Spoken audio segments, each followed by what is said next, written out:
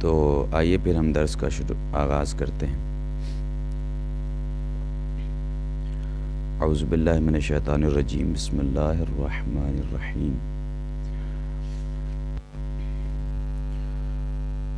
کل کے درس میں جو ہم بیان کر رہے تھے اس میں خطبے کے بارے میں، کیونکہ کسی بہن نے ہم سے کہا تھا کہ خطبے کا مطلب بتانے کے لیے، تو خطبے کی تفصیل چل رہی تھی۔ اسی کے ذیل میں ہم نے آپ کو بتایا تھا حروف مدی۔ تو آپ میں سے کون ہے جو حروف مدی کے بارے میں بتائے گا؟ حروف مدی کتنے ہیں؟ 3۔ کوئی اور بتائے کون کون سے؟ 3 الف مدی، واو مدی، یا مدی۔ ٹھیک ہے۔ حروف مدی اگر کہیں پر ہوگا تو کیا قاعدہ ہے؟ ہمیں کیا کرنا چاہیے؟ کھینچ کے پڑھنا چاہیے، اس کے پہلے والے لفظ کو کھینچ کے پڑھنا چاہیے۔ چلیے ٹھیک ہے۔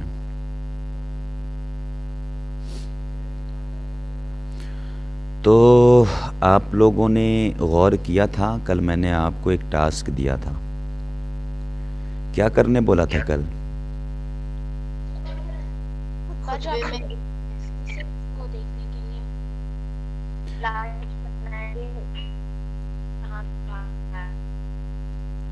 آپ کی آواز بریک ہو رہی ہے خار۔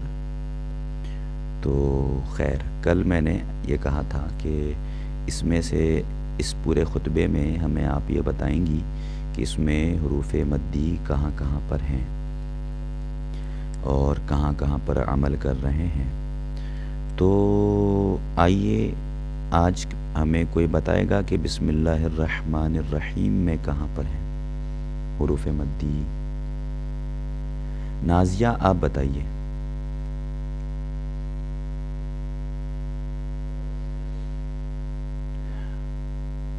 جی آقا۔ خطبہ آپ نکال کے رکھیں سامنے سبھی لوگ، اور اس کے بعد بتائیں بسم اللہ الرحمن الرحیم میں۔ جی بسم اللہ کے بعد الف، اللہ میں الف ہے۔ اچھا، اور پھر رحمان میں بھی ہے الرحمن، اچھا اس میں بھی ہے الف۔ پھر اس کے بعد رحیم ہے، اس میں بھی الف ہے، حروف مدی ہے۔ بس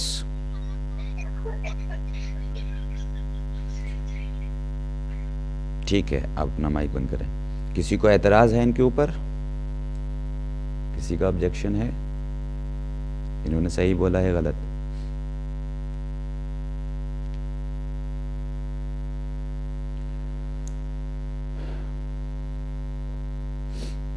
بسم اللہ الرحمن الرحیم میں یا مدی رحیم میں ہے، چونکہ یا سے پہلے ہے پر زیر ہے تو یہاں پر یا مدی ہے، یعنی اس کو کھینچنا ہوگا۔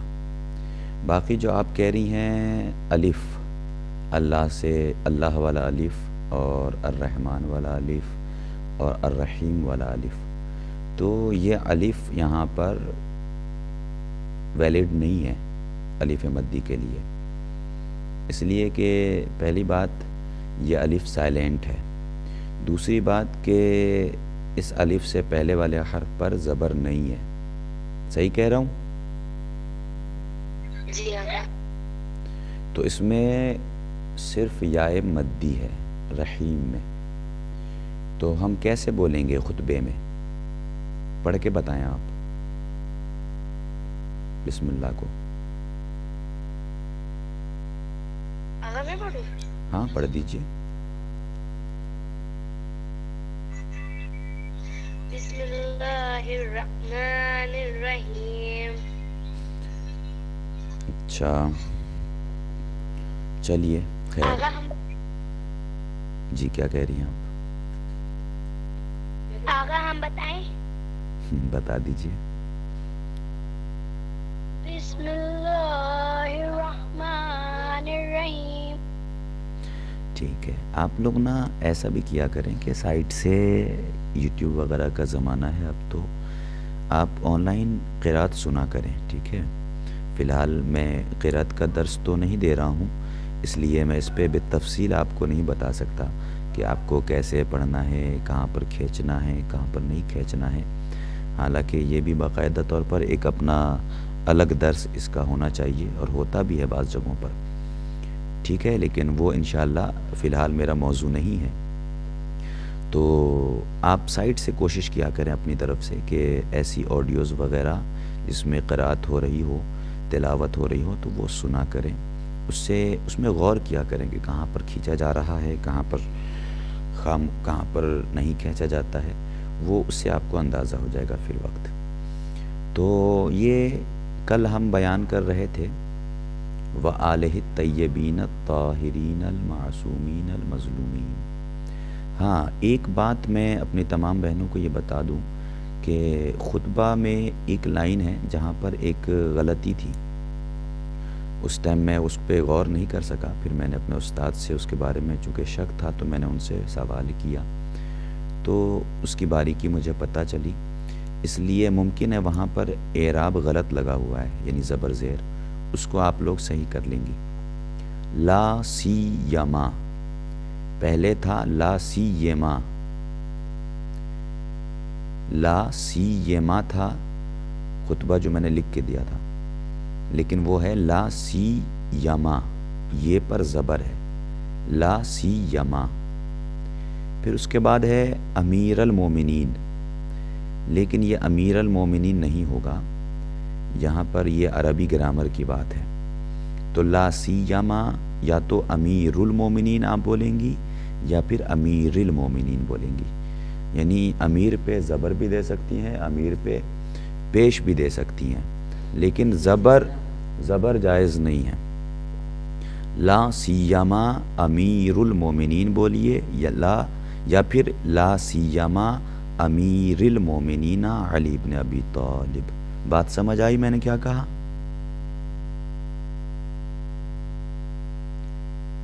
جی۔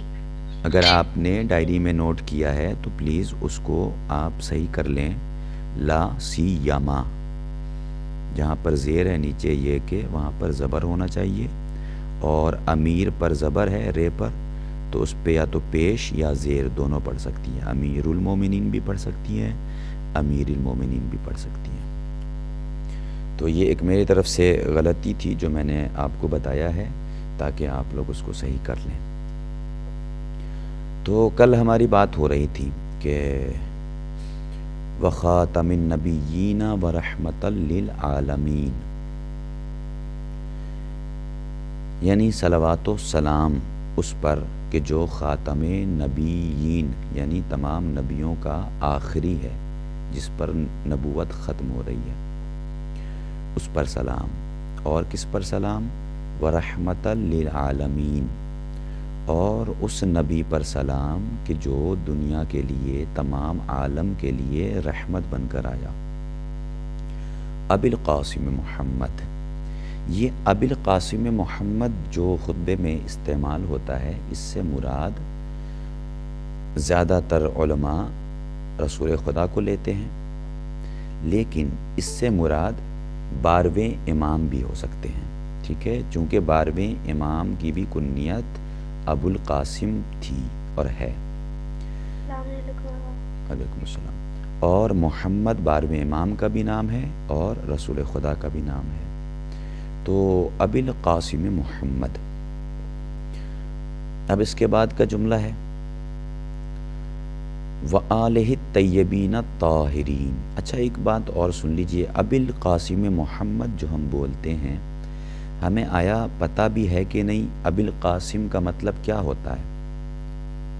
ابی القاسم محمد کا مطلب یہ ہے، یعنی اس پر سلام، اس پر درود کہ جو قاسم کے باپ ہیں، یعنی کون؟ محمد۔ تو اس سے یہ پتہ چلا کہ رسول خدا کے ایک بیٹے کا نام قاسم بھی تھا، ٹھیک ہے، اس لیے کہ اس میں خطبے میں کہا جا رہا ہے کہ قاسم کے باپ یعنی محمد پر سلام، صلوات اللہم صلی علی محمد وآل محمد وعجل فرجہم وآلہ الطیبین الطاہرین المعصومین المظلومین، اور ان کی طیب و طاہر آل و اولاد پر کہ جو معصوم ہیں اور مظلوم ہیں، یعنی رسول پر بھی صلوات و سلام، اور ان کی طیبین، یہ پرولر ہے طیب سے، طیب کا پرولر ہے طیبین، طاہرین طاہر کا پرولر ہے، معصومین معصوم کا پرولر ہے، مظلومین کس کا پرولر ہے بتائے گا کوئی؟ مظلوم۔ جی جزاک اللہ، مظلوم کا، اس کا مظلومین کا سنگولر مظلوم ہوتا ہے۔ تو چونکہ آل رسول کی بات ہو رہی ہے تو آل رسول میں آخری امام تک آتے ہیں، لہٰذا تمام اولادیں یعنی تمام ائمہ اس میں شامل حال ہیں، طیب و طاہر ہیں، معصوم ہیں اور مظلوم ہیں، ان سب پر درود اور ان سب پر سلام آپ خطبے میں بھیجتی ہیں۔ اس کے بعد کیا کرتی ہیں خطبے میں؟ لا سیما امیر المومنین علی ابن ابی طالب۔ لا سیما کے معنی ہوتے ہیں خصوصاً۔ اب کہتے ہیں نا کہ جہاں پر آپ نے یہ کہا کہ نبی پر درود، نبی پر سلام، اس نبی پر کہ جو خاتم النبیین ہے، جو رحمت للعالمین ہے، اور جو اشرف انبیاء ہے، جو اشرف مرسلین ہے، یہ ساری صفتیں اوپر بیان کر دی گئیں۔ اس کے بعد یہ بھی کہہ دیا گیا وآلہ طیبین، اور نبی کی تمام طیب و طاہر اولاد پر بھی سلام جو معصوم ہیں اور مظلوم ہیں۔ لیکن اس کے بعد ہم کیا کریں؟ لا سیما امیر المومنین علی ابن ابی طالب، لیکن بالخصوص یعنی خصوصاً امیر المومنین علی ابن ابی طالب علیہ السلام پر درود و سلام ہے۔ تو درود بھیجیے آپ اپنے مولا پر، اللہم صلی علی محمد وآل محمد۔ تو یہ جملہ آپ کے سمجھ میں آ گیا ہے انشاءاللہ، امید ہے۔ لا سیما امیر المومنین علی ابن ابی طالب، یعنی رسول کی تمام اولادیں پہلے ہم نے شامل کر لیں، اس کے بعد مولا کائنات کو مخصوص کر کے ان کا نام الگ سے لیا گیا، ٹھیک ہے؟ اس لیے کہ امیر المومنین، چھٹے امام کے پاس ایک شخص آیا تھا، اس نے امام کو امیر المومنین کہہ کے بلایا، تو امام نے سخت منع کیا کہ نہیں، یہ وہ خاص فضیلت ہے جو صرف اور صرف میرے جد حضرت علی ابن ابی طالب علیہ السلام کو ملا تھا، لہٰذا یہ لقب صرف مولا امیر کے ساتھ استعمال کیا جا سکتا ہے۔ تو امیر المومنین یعنی علی ابن ابی طالب علیہ السلام۔ اب آگے وَلَعْنَةُ اللَّهِ عَلَىٰ أَعْدَائِهِمْ وَغَاصِبِ حُقُوقِهِمْ وَقَاتِلِيهِمْ وَمُنْكِرِ فَضَائِلِهِمْ أَجْمَعِينَ۔ وَلَعْنَةُ اللَّهِ، اور اللہ کی لعنت ہو۔ اب اس سے پہلے تک صلوات ہو رہی تھی اللہ کی، درود ہو رہا تھا، لیکن اس کے اب کیا کہہ رہے ہیں کہ وَلَعْنَةُ اللَّهِ عَلَىٰ أَعْدَائِهِمْ، اور لعنت ہو کس کی؟ اللہ کی۔ کس پر؟ أَعْدَائِهِمْ، ہم سے مراد یعنی یہ جو ذاتیں پہلے بیان ہو چکی ہیں، یعنی رسول اور آل رسول، تو آل رسول اور رسول کے دشمنوں پر۔ آدھا یعنی دشمن، آپ نے مصائب میں سنا ہوگا کہ مولا حسین نرغے آدھا میں گر گئے۔ یہ آدھا لفظ کیا ہے؟ کوئی بتائے گا مجھے میری بہن میں سے؟ لفظ آدھا سنگولر ہے یا پرولر ہے؟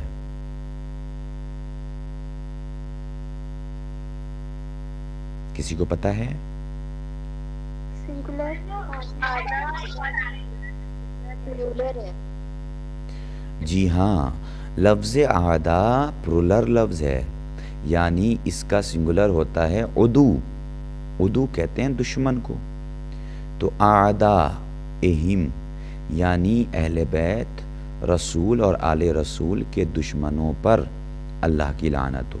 ایک دشمن پہ نہیں، اعداء یعنی تمام دشمنوں پر۔ اب آگے بڑھیے، وغاصب حقوقہم، اور ہم سے مراد میں نے کہہ دیا آپ کو رسول اور آل رسول۔ وغاصب حقوقہم، اور رسول اور آل رسول کے حق کو غصب کرنے والوں پر اللہ کی لعنت۔ ابھی عزائے فاطمیہ کا سلسلہ تھا اور آپ نے سنا بھی ہوگا، پڑھا بھی ہوگا کہ شہزادی کا حق غصب کیا گیا، فدق لوٹا گیا۔ ان غاصبوں پر بالخصوص ہم خطبے میں لعنت بھیجتے ہیں۔ کس کی لعنت؟ اللہ کی لعنت۔ وقاتلیہم، قاتلی اصل میں قاتلینا تھا، قاتلینا پرلر لفظ ہے قاتل کا، قاتلین قاتلیہم یعنی ان تمام قاتلوں پر کہ جنہوں نے اہل بیت کو قتل کیا، ان پر بھی خدا کی لعنت۔ ومنکر فضائلہم اجمعین، اور ان پر بھی لعنت کہ جو رسول اور آل رسول کے فضائل کا انکار کرتے ہیں، ان سب پر لعنت، اجمعین یعنی ان سب پر لعنت۔ اما بعد فقد، پھر اس کے بعد آپ آیت کا آغاز کرتی ہیں قال اللہ بول کے اور قالت فاطمہ بول کے کسی حدیث کا آغاز کرتی ہیں، اور پھر یہاں سے مجلس کی شروعات ہوتی ہے۔ یہ تھا خطبہ۔ کسی کو خطبے میں کوئی کنفیوژن رہ گئی ہو تو بتائیں۔ اگر میں تھوڑا لیٹ جا رہی تھی تو یہ والمرسلین سے تھوڑا سا بتا دیجیے اس کے بعد۔ آپ کل موجود تھیں درس میں؟ جی میں موجود تو تھی اگر، لیکن یہ میں تھوڑا لیٹ۔ چلیے کوئی نہیں، میں نے آپ کی بات پر انشاءاللہ، آپ نے کل بھی سوال کیا تھا اور مجھے کچھ میرے احباب بھی کہہ رہے تھے کہ آپ درس کو ریکارڈ کریں، تو میں آج درس کو ریکارڈ کر رہا ہوں، تو انشاءاللہ درس کے بعد آپ کو ریکارڈنگ مل جائے گی، اس میں آپ سن لیجئے گا، ٹھیک ہے؟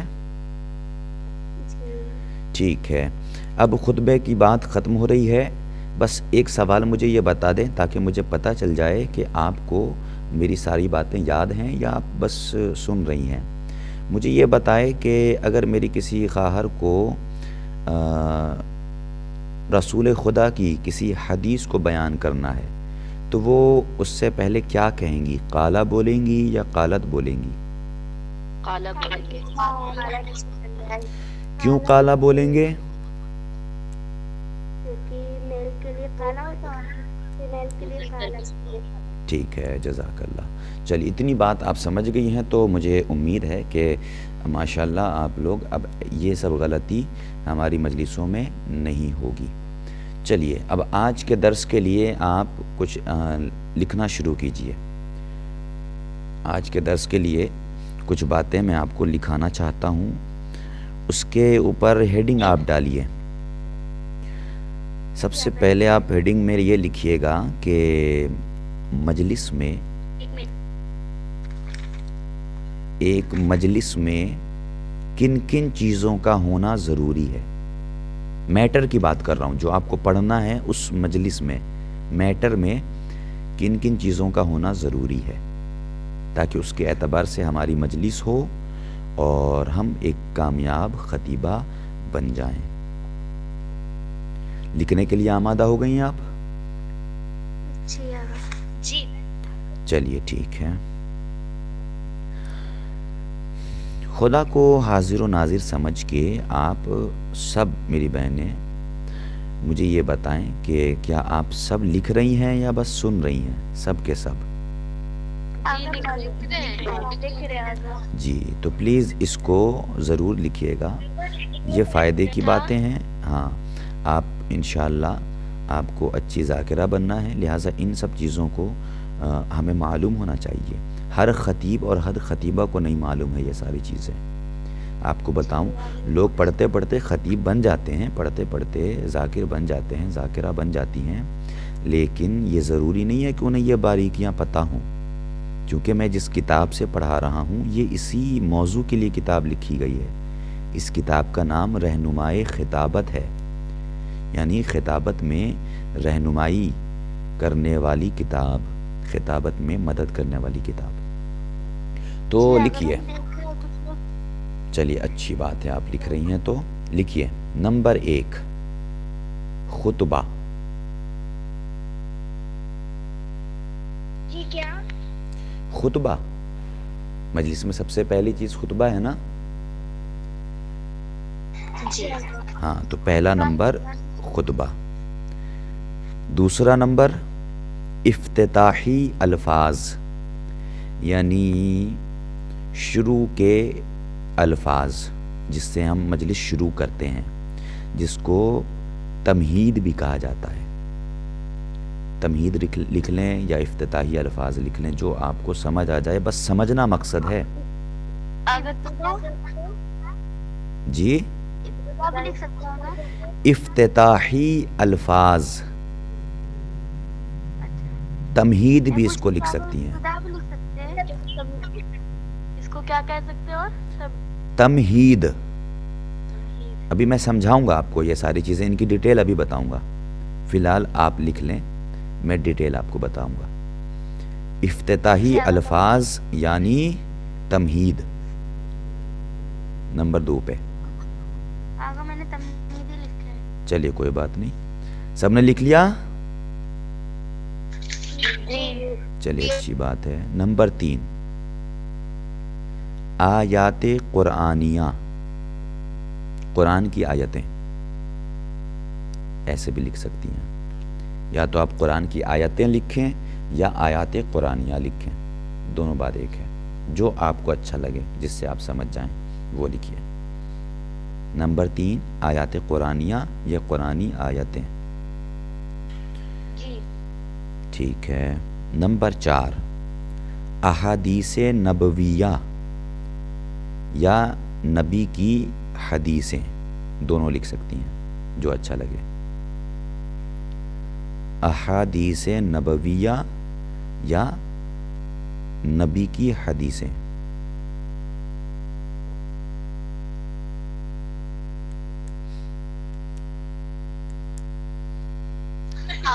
کیا بتایا؟ احادیث نبویہ لکھیں یا پھر نبی کی حدیثیں لکھیں، دونوں ایک ہی ہے، بس لفظ الگ ہے.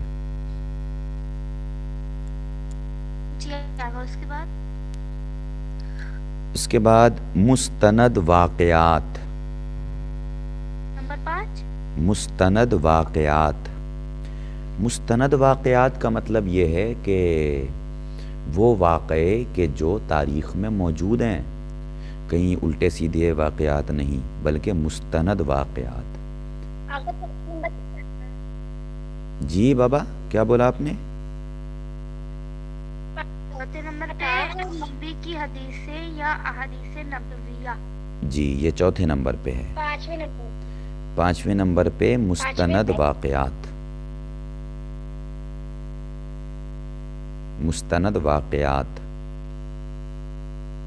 جی آگے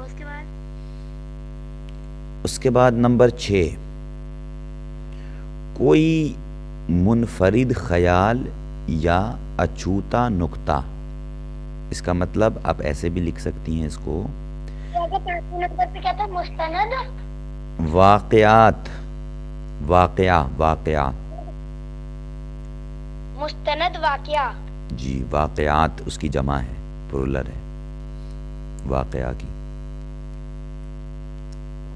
چھٹے نمبر پہ کوئی منفرد خیال یا اچھوتا نکتہ. ویسے میں اسکرین شاٹ بھیجوں گا، اس سے آپ کو مدد مل جائے گی درس کے بعد. تو چھٹا نمبر ہے کوئی منفرد خیال یا اچھوتا نکتہ.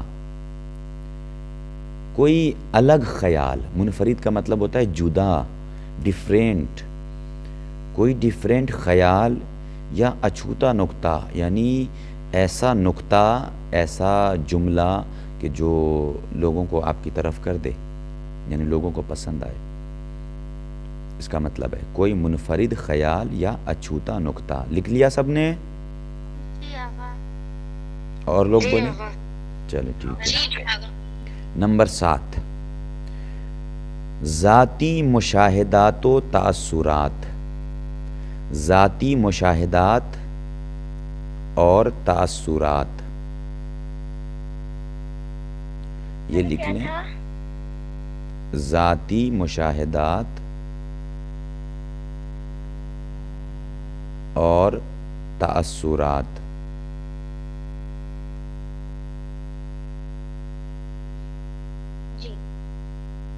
ذرا وہ جاتی جاتی نہیں، کہہ رہے ذاتی. ذاتی ہاں ذاتی یعنی خود کا، پرسنل. پرسنل ذاتی مشاہدات یعنی اس کو انگلش میں کوئی ٹرانسلیٹ کر سکتا ہے؟ ذاتی مشاہدات یعنی ہم نے چلتے پھرتے جو ہم نے واقعات دیکھے یا کہیں پر کوئی حادثہ دیکھا یا کوئی ایسا واقعہ ہمارے ساتھ ہوا یا ہمارے سامنے کسی اور کے ساتھ ہوا تو اس کو بولتے ہیں ذاتی مشاہدات اور تاثرات. ٹھیک ہے، لکھ لیا آپ لوگوں نے؟ جی چلیے 3 اور باقی رہ گئی. نمبر 8 لطائف یعنی چٹکلے. لطیفہ کی جمع ہے لطائف. چٹکلے. لطائف لکھیں یا چٹکلے لکھیں جو آپ سمجھ جائیں.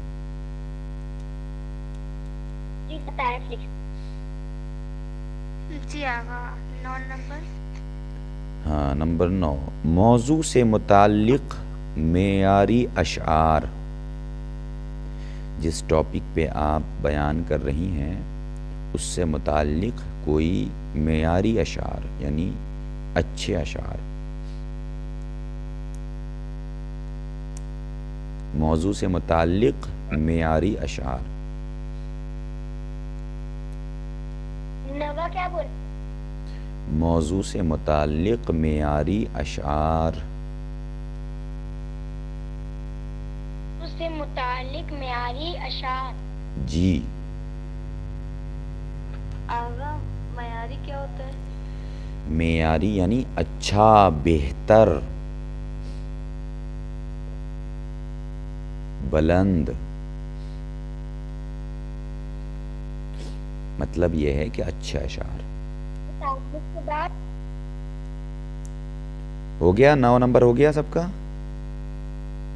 جی ہاں 9 نمبر ہے موضوع سے متعلق معیاری اشعار. جی نمبر 10 اور آخری بامعنی اور خوبصورت. جی معیاری اشعار. اشعار شعر. اشعار. ہاں شعر کی جمع ہے اشعار. جی جی بامعنی اور خوبصورت اختتام یعنی بیسٹ اینڈنگ. بیسٹ اینڈنگ بامعنی اور خوبصورت اختتام. بامانی. ہاں با بے الف با معنی اور خوبصورت اختتام. امانی اور خوبصورت اعتداد. اختتام یعنی ختم کرنا، اینڈنگ. جی اختتام. اختتام الف خ تے تے الف میم. ٹھیک ہے، اختتام. سب نے لکھ لیا؟ جی چلیے اب تھوڑی سی ہم ان جملوں کو واضح کر دیتے ہیں تاکہ سب کو سمجھ میں آ جائے.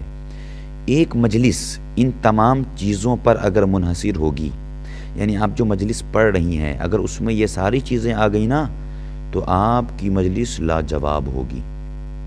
سب سے پہلی چیز خطبہ مختصر ہو اور منفرد ہو یعنی اچھا ہو اور الگ ہو دوسروں سے، یعنی اپنے آپ کو سب سے الگ ثابت کرنے کی کوشش کیجئے کہ ہمارا خطبہ اچھا ہو، بہتر طریقے سے ہم پڑھیں، بہترین آواز میں بہترین انداز میں خطبہ پڑھا جائے. یہ پہلی چیز ہے مجلس کی. دوسری چیز ہے افتتاحی الفاظ، جس کو میں نے تمہید بھی بتایا ہے. افتتاحی الفاظ جب آپ بزرگ علماء کو اور خطبہ کو سنیں گے تو ان کا طریقہ یہ ہوتا ہے کہ ان کی مجلسوں میں تمہید ہوتی ہے.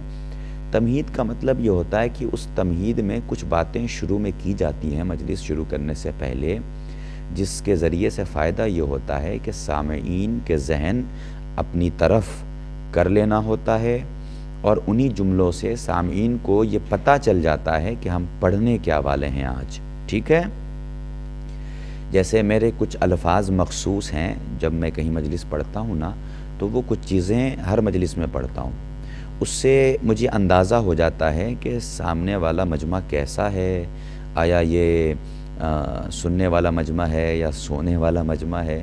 تو یہ سارے اندازے ہو جاتے ہیں. جب آپ مجلس پڑھتی رہیں گے تو انشاءاللہ سب کچھ آپ کو پتہ چل جائے گا. تو تمہید یا افتتاحی الفاظ اس کو بولتے ہیں کہ خطبے کے بعد چند دقائق، چند منٹ آپ اپنے موضوع سے متعلق گفتگو کریں، جس میں مومنین یا مومنات کو اپنے قریب کر لیجئے، ان کے ذہن کو اپنے سے قریب کر لیجئے، اور پھر اس کے بعد اپنی مجلس کا آغاز کیجئے.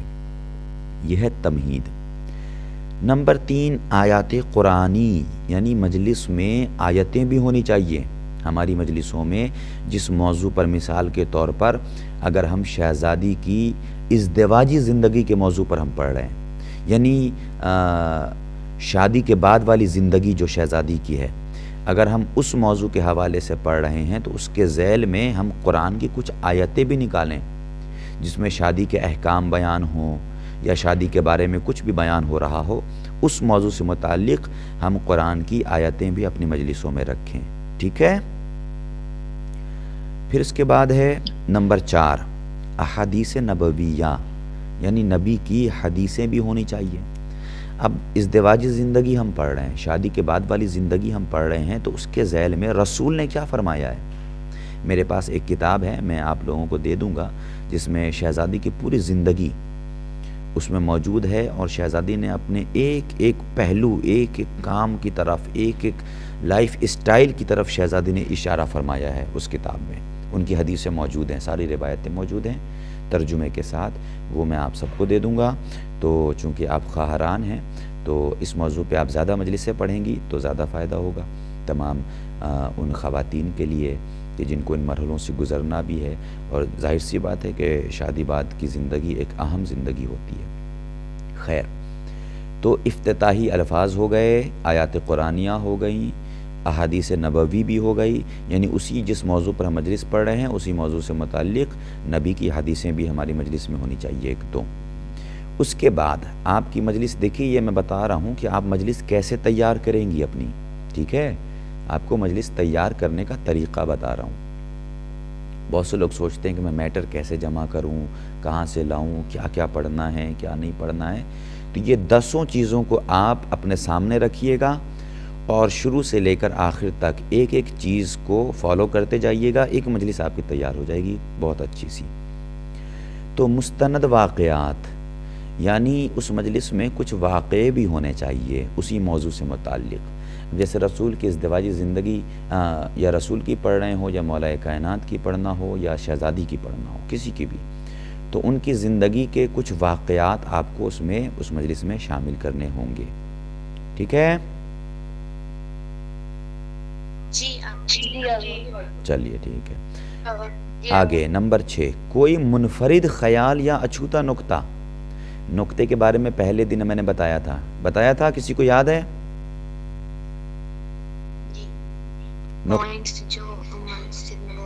ہاں، ایک ہوتا ہے بڑی قاف سے نقطہ. تو وہ نقطہ وہ ہوتا ہے جو الف بے کے نیچے ہوتا ہے، بے کے نیچے ہوتا ہے، تے کے اوپر ہوتا ہے، اسے کہتے ہیں نقطہ بڑی قاف سے. لیکن جو آپ کو مجلس میں نقطہ دینا ہے نا، وہ چھوٹی قاف سے ہوتا ہے، یعنی پوائنٹ. ایک ایسا پوائنٹ کہ جب آپ کسی موضوع کو لے کر چل رہی ہیں تو اس موضوع میں ایک جملہ ایسا ہو کہ جو لوگوں کو پسند آ جائے اور بڑا اچھا پسند ہو، اور پھر وہ نعرے لگنے لگیں اور پھر لوگ خوش ہوں. تو نقطے ہوتے ہیں. نقطے بنانے کا طریقے بھی میں آپ کو بتاؤں گا آگے. فی الحال میں ان جملوں کو سمجھا رہا ہوں جو میں نے آپ کو لکھایا ہے تاکہ آپ سمجھ جائیں اور اس طریقے سے مجلس کو جمع کریں. نمبر 6 ہو گیا. نمبر 7 ذاتی مشاہدات و تأثرات. ذاتی مشاہدات یعنی آپ لکھنؤ سے آپ کا دلی کا سفر ہوا، اس درمیان آپ نے کچھ ایسی چیزیں دیکھیں جو آپ کے موضوع سے متعلق ہے تو اس کو بیان کر دیجئے. یا آپ کہیں گئیں اور وہاں پر گھریلو حالات آپ نے دیکھے، یا کہیں پر آپ نے یہ دیکھا کہ کوئی ایک زوجہ ہیں جو اپنے شوہر کی بہت اچھے طریقے سے اطاعت کر رہی ہیں، ہر بات مان رہی ہیں اور بہترین زندگی گزار رہی ہیں، تو ان کے واقعات کو نقل کرنا، ان مشاہدات کو جو آپ نے اپنی زندگی میں اپنی لائف میں دیکھا ہے، اس کو بھی مجلس میں شامل کیجئے۔ وتأثرات، ان واقعات کو دیکھنے کے بعد آپ پر کیا اثر ہوا یا لوگوں پر کیا اثر ہوا، اس کو بھی بیان کیجئے۔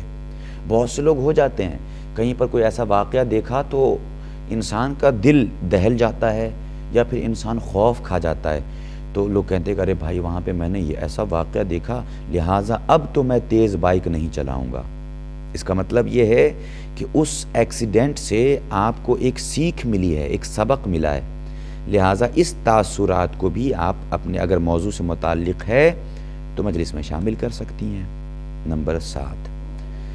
نمبر 8، لطائف، چٹکلے۔ اب اس کا مطلب نہیں کہ چٹکلے میں نے کہہ دیا تو آپ ممبر پہ بیٹھ کے اس کا کیا نام ہے، جو بھی چٹکلے میں ماہر ہیں ان کے چٹکلے آپ بیٹھ کے سنانے لگیں، نہ موضوع سے متعلق نہ کسی ٹاپک سے متعلق ہے، لیکن بس آپ ان کے چٹکلے سنانے لگیں، تو یہ غلط ہے۔ ایسے چٹکلے آپ کو سنانے ہیں جو آپ کے موضوع سے متعلق ہوں اور ممبر کے خلاف بھی نہ ہوں۔